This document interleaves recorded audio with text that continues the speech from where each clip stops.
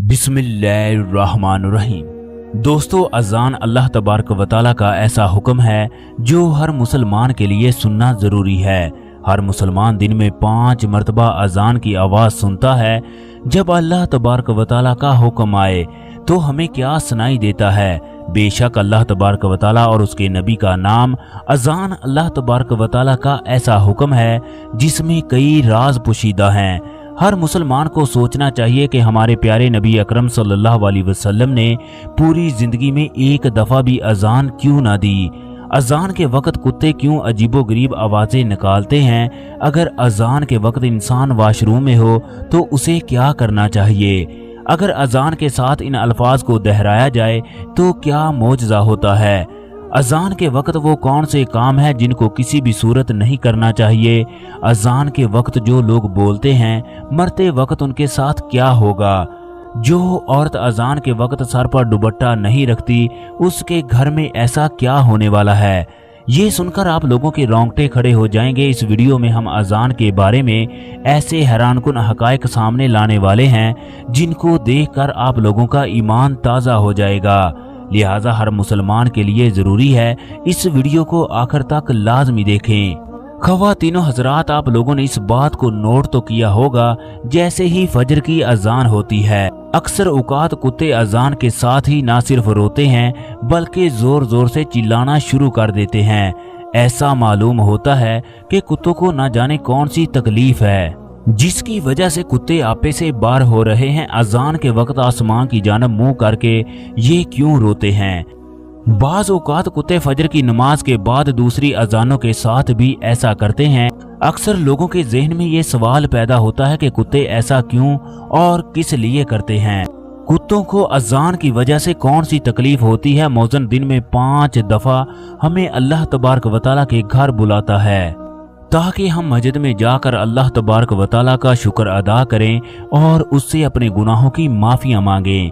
अजान भी इस्लामी अहकामात में से एक हुक्म है। अल्लाह तबारक व तआला ने जानवरों को ऐसी ताकत दी जो हमें ना दी। बेशक अल्लाह तबारक व तआला ने इंसानों को अशरफुल मखलूकात बनाया, मगर इसके बावजूद भी इंसानों को वो ताकत अता ना की गई। अल्लाह तबारक व तआला सारी कायनात का मालिक है।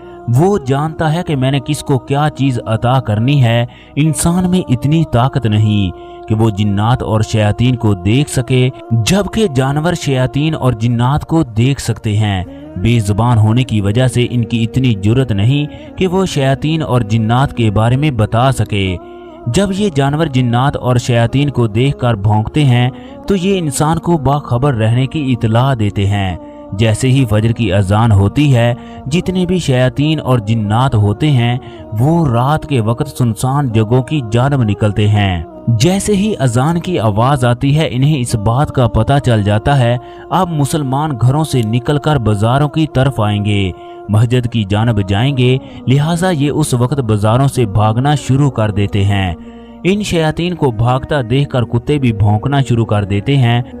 कुत्ता जब किसी इलाके में बहुत ज्यादा भौंके तो उस मोहल्ले में किसी की मौत होने वाली होती है।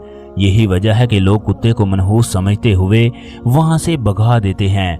ये भी कहा जाता है कि जिस इलाके में कुत्ते बड़ी तादाद में भौंकें उस इलाके को किसी बड़ी मुश्किल का सामना भी करना पड़ सकता है।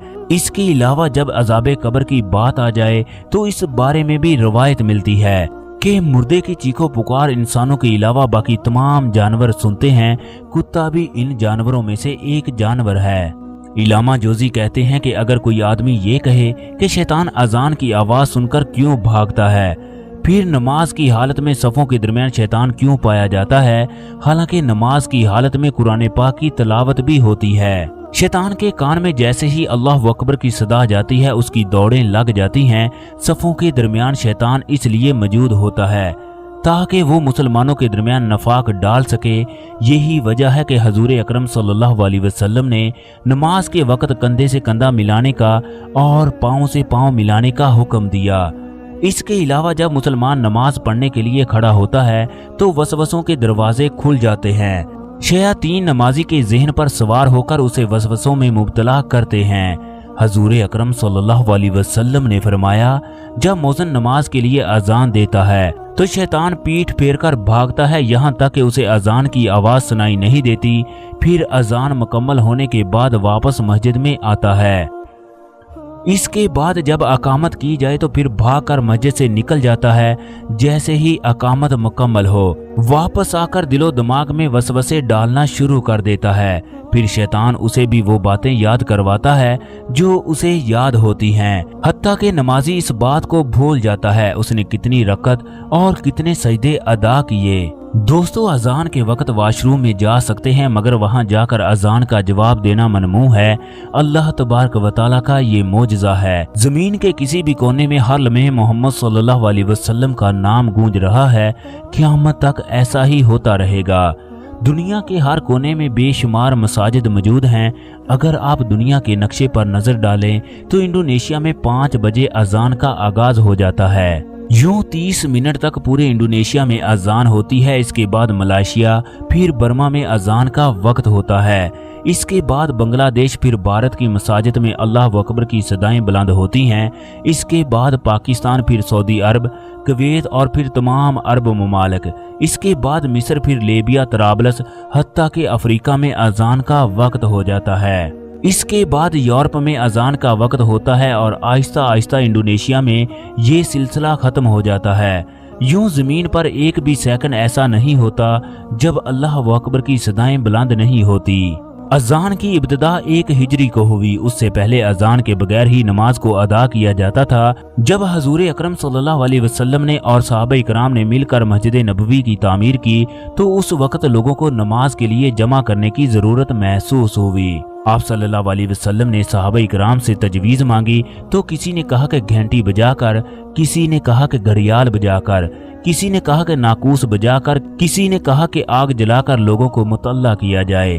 جبکہ آپ صلی اللہ علیہ وسلم کو کوئی بھی طریقہ پسند نہ آیا تو حضرت عمر فاروق رضی اللہ تعالی عنہ اور حضرت عبداللہ بن زید کو خواہ میں الہام ہوا۔